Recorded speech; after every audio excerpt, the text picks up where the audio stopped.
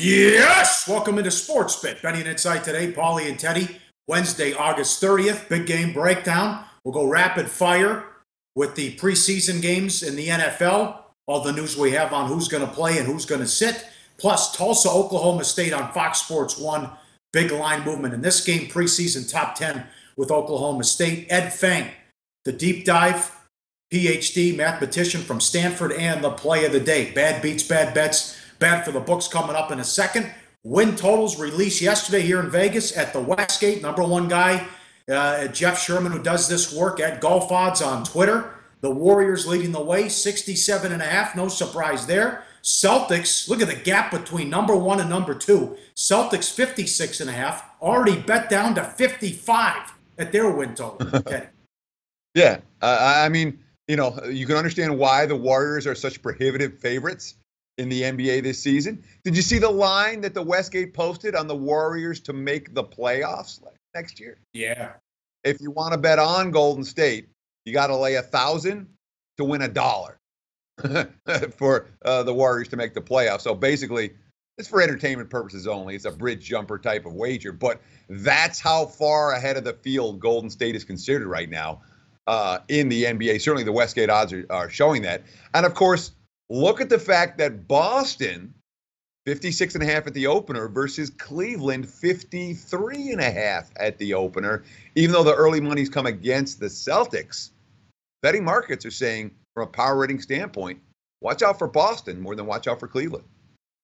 Well, Cleveland's going to sit people. They don't care about the one seed. And I do like the Celtics over. I'm surprised at the under money because they won 53 games and now they get Hayward and Kyrie. Speaking of Hayward, I'm surprised the Jazz are 40.5 as they lose Hayward. And they also, the Western Conference really is stacked. Teams that improved, especially Denver. Portland now with a full season of Nurkic. Minnesota really improved. OKC got George. I'm surprised Utah's that high. Laker fans ticked off for like the fifth year in a row, but they're 33.5. Miami, 43.5. The jump the Timberwolves are going to have to make. I know you're looking at Teague. They added Crawford, Gibson, and, of course, Butler. They won 31 games last year, yet their win total is 48.5. Yeah, and that's a huge jump, obviously, for a team in the Western Conference. The two that really stood out to me are the two biggest drops in the East, and the two biggest drops overall. You have the Atlanta Hawks, who've been a playoff team for the better part of the last decade. Look where they are, 25.5. And how about the Chicago Bulls? With the single lowest win total in the NBA for the upcoming season, 21.5. They take over for Brooklyn as the expected worst team in the league. And, of course, the biggest jumper is the Philadelphia 76ers. Last year, they were lined at 24.5. This year, they're lined as a playoff squad. All right. Here, this is great. Jeff Sherman at Golf Odds on Twitter. Of the first 101 bets on the Lakers playoff odds, 100 were on the yes. And it opened, I think the take back was 10-1, and now it's down to plus 550. Amazing. Bad beats, bad bets, bad for the books. I guess a bad bet and also a bad beat, the city of Houston, what they have to deal with. Kudos to J.J. Watt. I think they're already at $5 million what he's raised. But I think every pro sports team, every sports team in Houston's a go against until further notice. How can they concentrate on the game and their sport and their job if they're worried about what's going on, if their house is flooded and their family's okay? They can. And we have history of this. We have certainly Hurricane Katrina in 2005. We had the entire season for the New Orleans Saints affected. We had the entire season for the Tulane Green Wave affected. Both those teams were point spread bottom feeders. Look, it's a tragedy.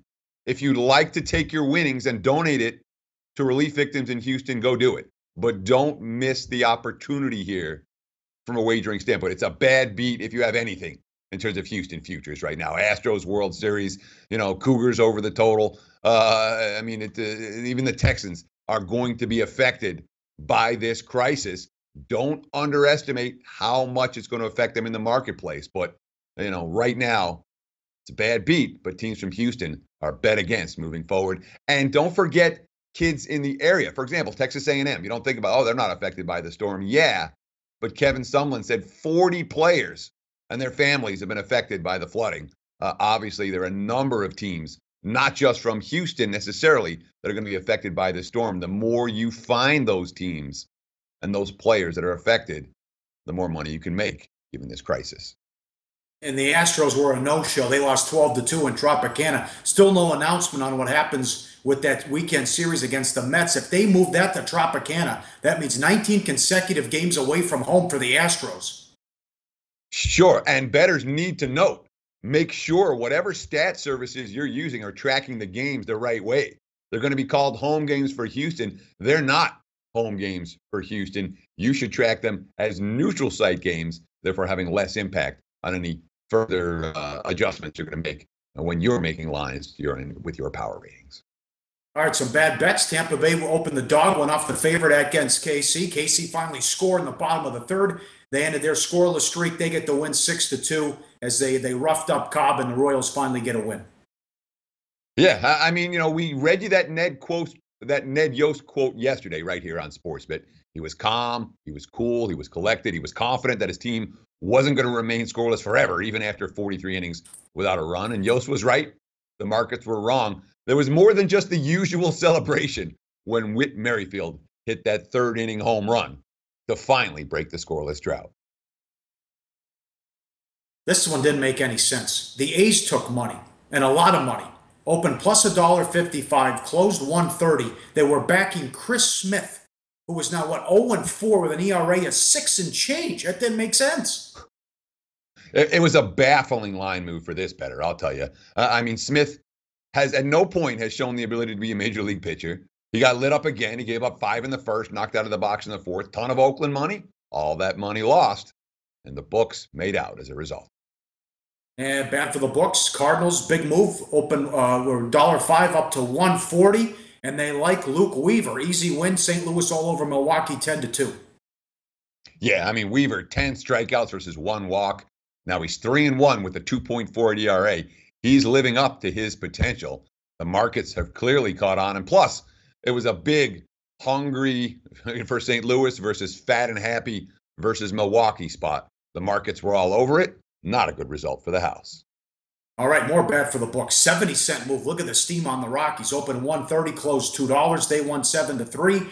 Cubs, a 50-cent move as well. Open 210, closed 260. And the Padres open 110, closed 150. They're betting against Matt Moore. I understand it. Dead last in ROI in all of baseball, as you're down almost 13 units this year on Matt Moore. Yeah, the Rockies bettors got some of their money back after pounding them. Remember, we talked about them as a bad bet on yesterday's show. Yesterday, a bad result for the house, or last night, a bad result for the house, as Colorado, at least bettors got some of their money back after pounding the Rockies in their home loss to Detroit on Monday. And, of course, you talked about Matt Moore.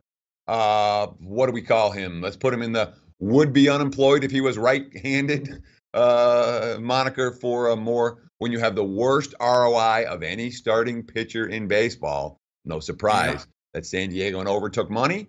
No surprise that they cashed. Bad result for the books. Up next, big game breakdown. We'll go through preseason, final day of the preseason action, rapid fire, and Tulsa and Oklahoma State on SportsBet. Betting Insight today on SBRpicks.com. Go to SBRodds.com. Browse, compare, and shop live odds available at top online sportsbooks. We're back. Big game breakdown. Pauly and Teddy, SportsBet Betting Insight today. As always, sponsored and powered by BetOnline. Exceptional customer service, strong promotions, and every type of wager you're looking for. Check out the bonus page at sportsbookreview.com for the latest and best offers to open a new account today. Thursday, NFL preseason action, the final day, all the games. You got the 3-0 teams with Baltimore, Cleveland, Denver, and Seattle. And we have some 0-3 teams with Atlanta, Buffalo, and the Raiders. Seattle against Oakland is a rare 3-0 against 0-3. But you have to respect Carroll's history here, Teddy. He's been a machine ATS in the preseason. Yeah, when it comes to week 4 of the NFL preseason, there's a fundamental question that bettors need to ask. Is it beatable? Because in so many of these games, you dig for information, and you're finding information. Nobody's starting anyone, no one's playing anyone. You got backups versus backups, and a lot of times third stringers versus third stringers. Not necessarily easy to find good wagers when it comes to week 4 of the NFL preseason. There is a lot of randomness. One thing that has worked in the past, and is certainly worth noting, The teams that are 3-0 are a little bit fat and happy. The teams that are 0-3 are a little bit hungry. And there tends to be a little bit more urgency for some of these squads. But it's not anything you necessarily want to blindly bet. And you talked about the one game, Seattle versus Oakland, is a rare 3-0 versus 0-3, where in theory, you think maybe we look at the Raiders here. But, man, not with Pete Carroll's track record, and certainly not with the fact that Pete Carroll has said, I just read this quote last night. He said, this is the deepest team that I've ever had in Seattle, which means the quality of their backups and third stringers a notch ahead of what we normally might see. Buffalo had to sign Keith Wenning. He expected to play much of the game against the Lions because Taylor has a concussion. So does Yates. They're in the concussion protocol. So Peterman, the number 3, can't get hurt in case they have to throw in him against the Jets week 1. So he'll play and then probably he'll be cut. He was on the practice squad with the Ravens in 2014. That's a bizarre circumstance there. Foles, the number 2 in Philly, healthy for the first time. Peterson hasn't said much, so I would expect a lot of Foles or McGloin. There was already a game where McGloin threw 40 passes in a preseason game. The Jets announced McCown will start. Petty could be back for Thursday's game. If not, he's not healthy enough, then you're going to see probably Hackenberg for much of the game. Okay. Let's talk Keith Wenning to begin with. This is your prototypical Week 4 NFL preseason type of contest. All right. Here's a guy who was bagging groceries last week or whatever he was doing, and they signed him off the waiver wire on Monday. Why Wenning? Well, you talked about how he was on the Ravens practice squad in 2014. Current Bills offense coordinator Rick Dennison was the quarterback coach in Baltimore in 2014. Said, hey, Wenning, our 1 is hurt, our 2 is hurt, we can't get our 3 hurt. You're going to be the guy. So a guy who was signed on Monday, and the coach kind of knew him from back in 2014, he's starting and playing the entire preseason game on Thursday. That is not what I would call a bet-on situation. It is also not atypical of what we're going to find. And you can, if you do your digging, the coach's quotes are out there. You can get some concepts of who's going to play, who isn't. We don't know about Nick Foles for Philadelphia. He could play, but it's a big question. Matt McGloin expected to get as much as the full game this week. I mean, there's all kinds of questions. Brock Osweiler, is he done with Cleveland? If not, he could sure use some playing time in the system. And then we have Leonard Fournette for the Jags. He's had basically no action so far. Don't know if he's going to play. He wants to play, quote, hopefully coach will put me in and we'll see. Most definitely a drive or two, man, just to get back in rhythm with the team, especially with the game speed. I go against our defense every day. We have one of the best in the league right now. So Fournette wants to play. The rookies all want to play. It's the veterans that you're not so sure about. Lots of guys fighting for jobs, but when it comes to actually finding point spread winners, man, you got to do your due diligence, and that includes what's going on in Denver right now. Yeah, it looks like Slaughter will be the guy because Paxton Lynch is out for a couple weeks, so Slaughter's now the backup. They don't want to play Simeon in the final preseason game against Arizona. That's a shoulder injury for Lynch. And this kid's an undrafted rookie. He actually played well against the Bears in one of the games. He said, quote, it's a great opportunity, trying to get more comfortable within the offense, try to see things more clearly from a full speed perspective. I'm just going to go out there and give it my best. That's something to look for as well in a weird situation with Denver in that one. Game number 2. Yeah, I mean, you're talking sorry, Pauly, but you're talking about a quarterback, again, who started 9 games at Northern Colorado. He'd thrown 1 pass in college games before his senior year. He wasn't drafted. Chad Kelly was drafted. He's supposed to be the guy, but he hasn't been medically cleared to throw. So here you go, Slaughter. I'm just going to go out there and give it my best. Oh, by the way, Denver's laying, which speaks volumes about what Arizona's doing for Week 4 of the preseason. Yeah. Not a pretty sign. Game number 2, powered and sponsored by BetOnline, Tulsa against Oklahoma State. Thursday night, Fox Sports 1. Moved up from, it was a Saturday game, moved to Thursday for TV. 17.5, Oklahoma State at home, 69.5 the total. Some books at 18. This opened 10 at the South Point, and now you see the big move in this one.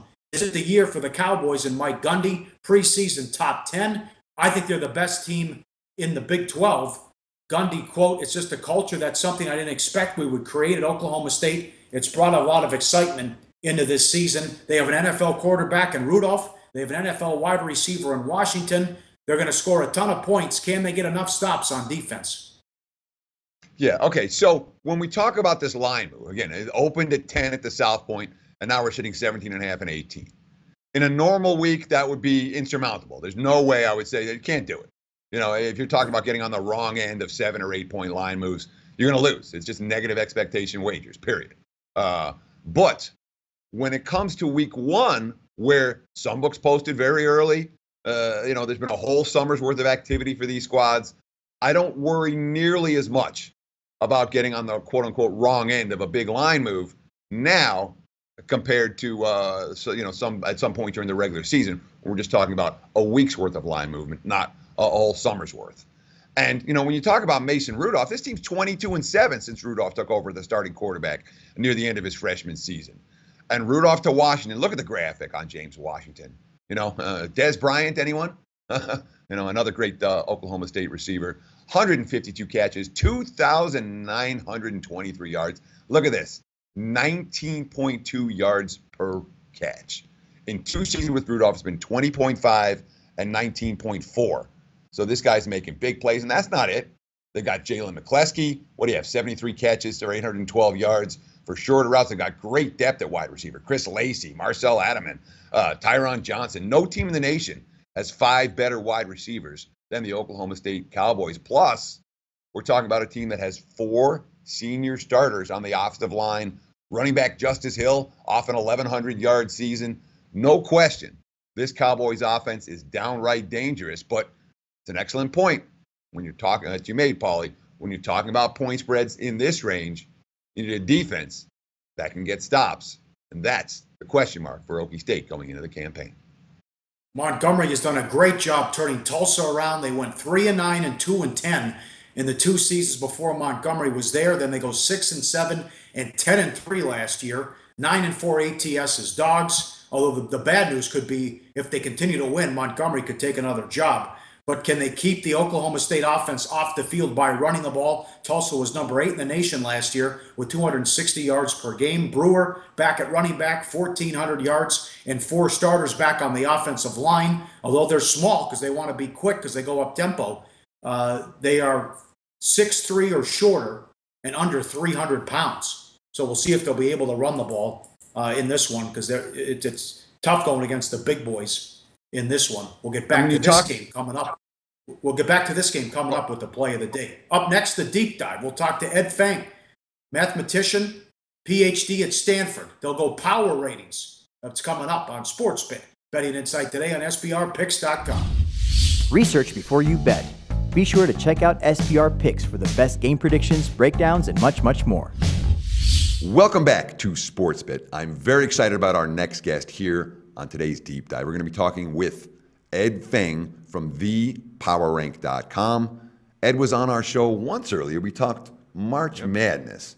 And predicting the teams that were going to be in the field. Yeah, and how to win your pool. Sure, and I thought you did a pretty good job with that. So we figured. Thanks, man. I think you do a pretty good job. Oh, thank you so much. And first of all, why don't you tell folks a little bit about yourself and, of course, how they can find you, where they can find you. Yeah, absolutely. My name is Ed Feng. You can find me at The Power Rank on Twitter. Actually, the best way to keep in touch is go to thepowerrank.com. That's my site. And sign up for my email newsletter. Got lots of goodies for you, lots of predictions, college football win totals report, and a lot more coming up in the month of August. Sure. So we're here down in San Jose, Costa Rica. That's right. We've been at the IFBC conference for the last 2 days. Mm-hmm.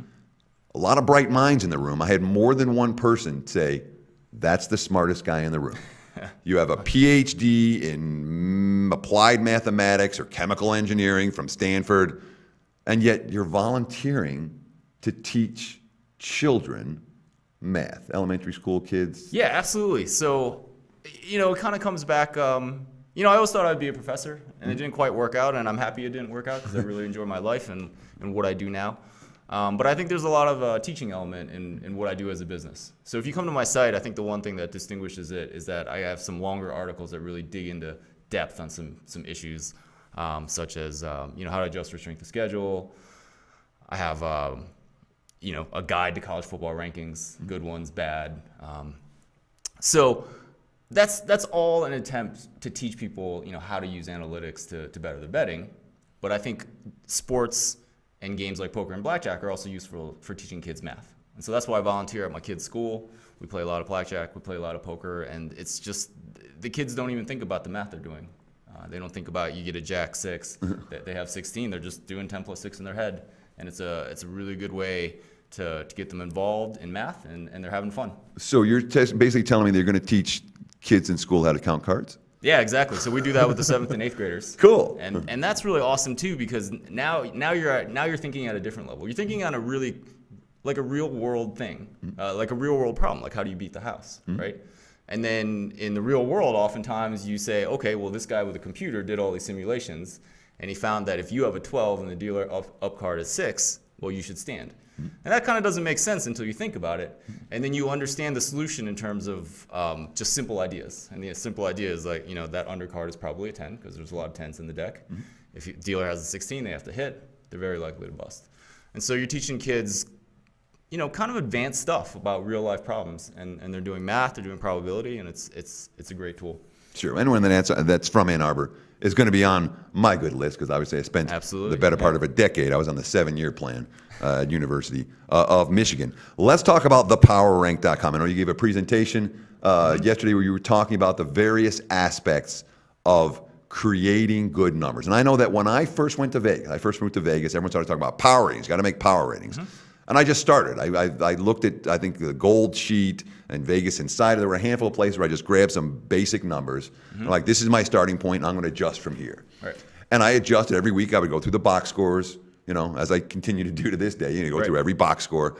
And games that you watched, I would manually adjust every team every week. And I continue to do that today, to 2017, that same basic methodology. Right. Your strategy is, let's find a good algorithm that does this faster, easier, and better. Yeah, absolutely. Have you found one? Yeah, I have. And that's kind of how I got into this business. I didn't think I was actually going to work in sports, but I was looking at Google's PageRank technology, and it's actually built on the same applied math that I did in my research. And I was like, oh, this is cool. Let's actually do something useful with it. Let's rank some sports teams. And you have to do a little bit of work, but I did the work and developed this algorithm on how to rank teams. And it's just, it does the same thing that you do. I mean, it gives every team, like NFL, it'll rank teams 1 through 32 based on a number. And that number is a rating, and that's, an expected margin of victory or point spread against an average NFL team, depending on how you normalize it. And the way I do it is I take margin of victory in games, and the algorithm adjusts for strength of schedule. Okay, so that's not quite as important in the NFL, but we know in college football, strength of schedule means a lot. It's very important. SEC teams play much more difficult schedule than a Sun Belt team, and that's where the magic of the math works. We're talking here, of course, with Ed Feng from thepowerrank.com, thepowerrank.com. And Ed, when you're talking about making these models, and to me that sounds relatively simple, margin of victory, and you adjust for strength of schedule. Right. Your starting numbers. How are you confident in your numbers at the beginning of the season compared to something that's a game that's played in November where you have all these data points? Yeah, absolutely. It depends on the sport. And NFL and college football are completely different. So in college football, teams tend to persist from year to year.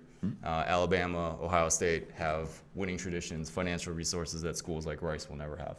So they don't trade places on a yearly basis.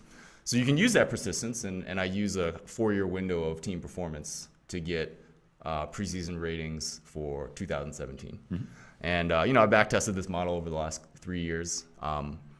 It will predict the winner in the game of over 70% of games. Okay, not ATS. So that's a straight-up winner. Yeah, just straight-up winner. Okay, and the algorithm's pretty simple. Every team gets a rating. Well, let me just ask you this: is it the kind of thing that you could effectively use to bet low spread games, where you can look at that where the spread is 3 or less?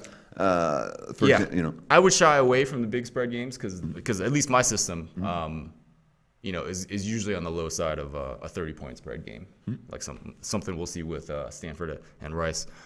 But yeah, for the low, I definitely believe in it for early season games and finding value. And, programs are who they are. Northwestern is always going to be a program that's outside the top 35, but probably better than FBS average. That doesn't change from year to year, and I don't see it changing anywhere in the near future. And we just use that to project these early season games. So both for NFL and college, your basic assumption going into the season are these teams are very comparable to what they were over the past 4 years as an aggregate average. I do that. I'm sure you weight it somehow. Yeah. I use linear regression to weight them. I do not do that in the NFL. It does not work in the NFL. Things regress to the mean very hard from season to season. I mean, we saw that with Carolina, made the Super Bowl 2 years ago, crashed really hard. So in NFL, I actually use the wisdom of crowds approach, something that I've been doing for about 3 seasons right now. I take preseason subjective power rankings. So maybe I'll take yours if you send it to me. I'm happy to. Rank NFL teams 1 through 32. And the idea came from. Let me jump in there because I don't rank 1 through 32. I put a number for each team. Sure. And there'll oftentimes be 4 or 5 teams that are ranked with a +4. Or, so it's not. I'm not ranking them that way. Yeah. Do you rank them that way at the PowerRank.com, where each team, even if 2 teams are even, you're going to put one above the other? No. Well, the math kind of does that. So let me explain what I do. So you actually give a rating to every team. What I do is I just take these journalists who are too lazy to actually give ratings to a team, and then I look at what they rank 1 through 32. So I do this the last week before the start of the NFL season, and I aggregate those together, and then I assign a rating. So then I know kind of where every team is ranked, and then I assign a rating based on past 10-year performance. So I know that the top ranked team in my system, I don't know, is maybe 9 points better than the NFL average. And so I'll assign that to the top team. That's how I do my NFL preseason stuff. And you might be saying, yeah, that sounds crazy.